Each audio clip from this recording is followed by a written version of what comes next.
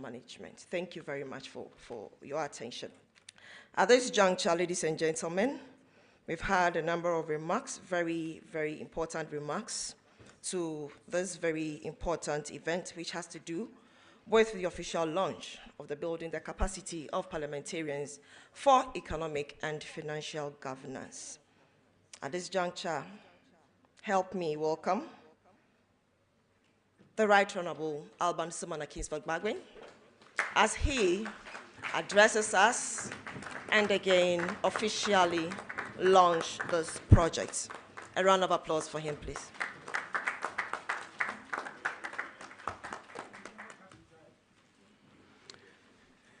Thank you so much, Director, Public Engagement. Sometimes when you talk about my years here, even though I get so humbled, but others interpret it to mean I'm the oldest MP in Parliament. But that is not the case. It's the age in Parliament, not my true age. There are so many of my colleagues here who are older than me. And this was emphasized by the majority leader. And so I'm compelled to let Ghanaians know that I'm not that old.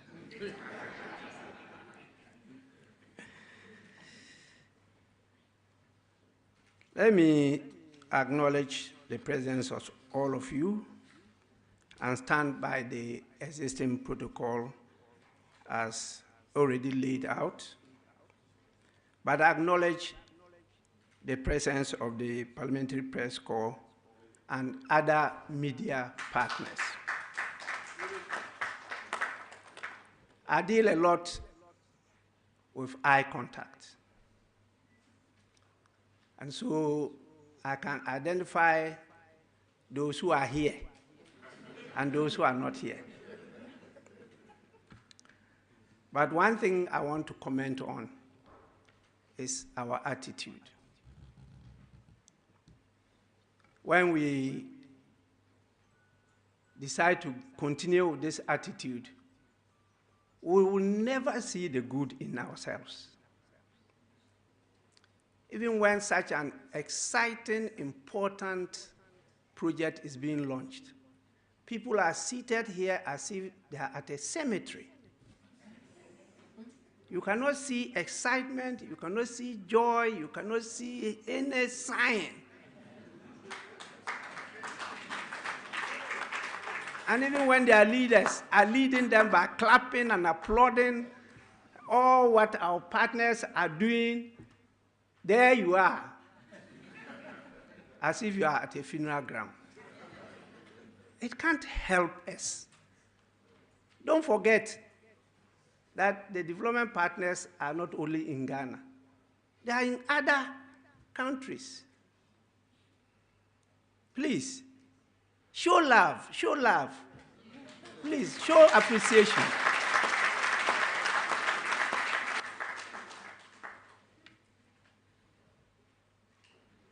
I want to welcome all of you, and as we say, Akwaba, Marhaba, Ojeko, Yawayan. It's important for me to repeat some of what has been said, just for emphasis.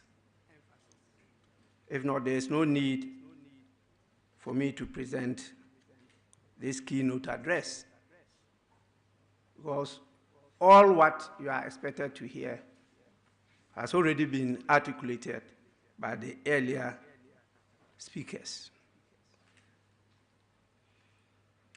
But it is with a huge responsibility that I stand here today to mark the official launch of another phase of a renewed relationship between the Parliament of Ghana and the World Bank in partnership with the United Kingdom's Foreign, Commonwealth, and Development Office. One of the things that we are losing out because of our attitude is the fact that we are failing to see as a country that the 8th Parliament have ushered in the developmental stage of our democracy. Others have seen it. And what has led to this project is what the 8th Parliament has achieved. Yet the 8th Parliament is being condemned by Ghanaians as one of the wasted periods.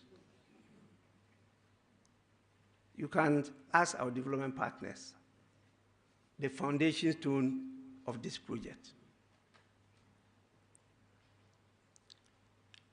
This initiative, as I go through it, what I just mentioned, you get it.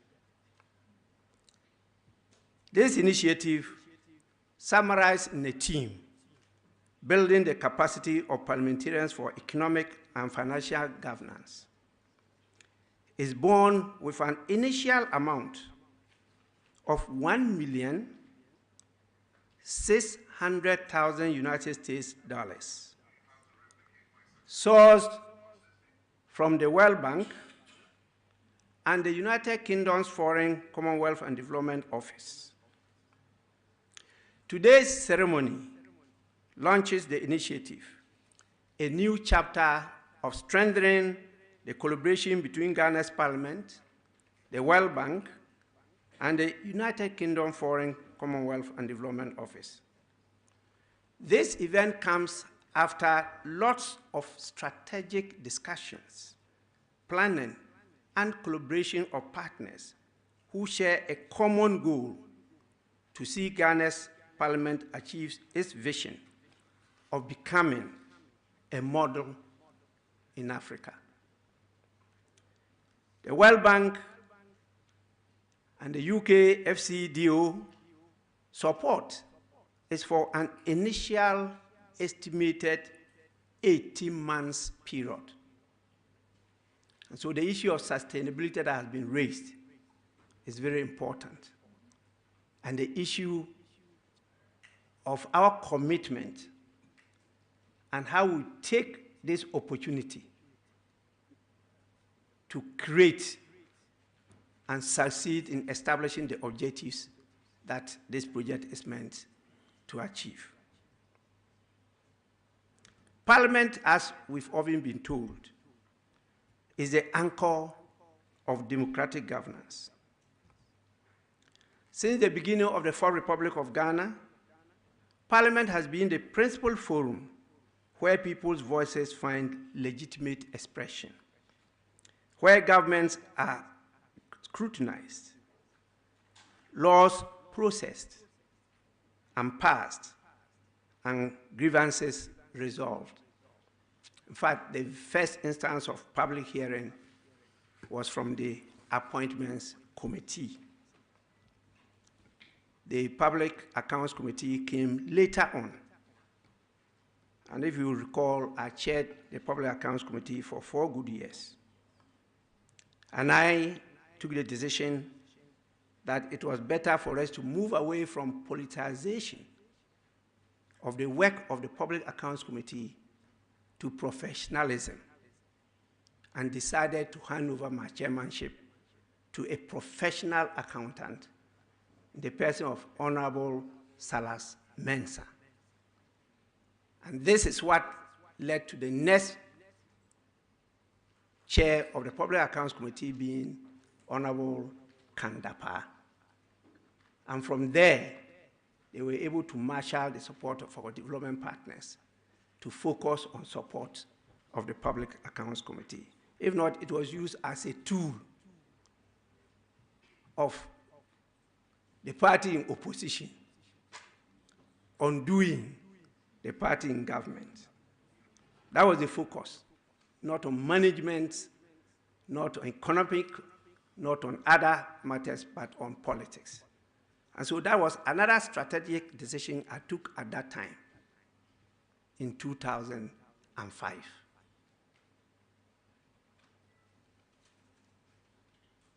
Parliament, as we all know, and I want to emphasize this, is a protector of human rights and freedoms of the people. And this is the forum where societal norms and values are shaped. So when things are happening outside, if we go through our constitutional framework, it's for us, parliamentarians and the institution of parliament, to stand up to defend and protect the human rights of our people. And that is why in the standing orders itself, you have clearly stated that the leader of the institution, the speaker, is responsible for protection of these human rights, not only of Ghanaians, but of the members of parliament. And that is why in practice, if the speaker directs the marshal to take the mace to any government institution and to inform them that the speaker has asked me to come and ask why this person has been detained, that institution will have to respond immediately. And if the directive is for the marshal to put the mace there, that authority of parliament is sufficient for all the institutions of state to respond by releasing the person from detention. That is what democracy stands for. And that is the power of your mace. And that is why when you are on the floor, you see me saying, don't stand with your back to the mace. It doesn't show respect. It's so powerful, and please, let's honor it. But over time, with all the initial challenges we had from the time that the majority leader recounted, Ghana's parliament has grown bigger and better. However, as the global and national economic landscapes have become increasingly complex and uncertain, with the frequent surprises, the boost and the best, so are the demands on legislative institutions, including that of Ghana. The challenges of the global financial sector places issues of financial management, debt sustainability, prudent use of resources, and overall economic supervision at the center of democratic governance. We are in Ghana facing these challenges partly because of the weakness of the institution of parliament. Because if we don't approve, nobody will borrow and nobody will spend. So if there's a debt overhang, it's because Parliament approved that Ghana should go into that deep hole.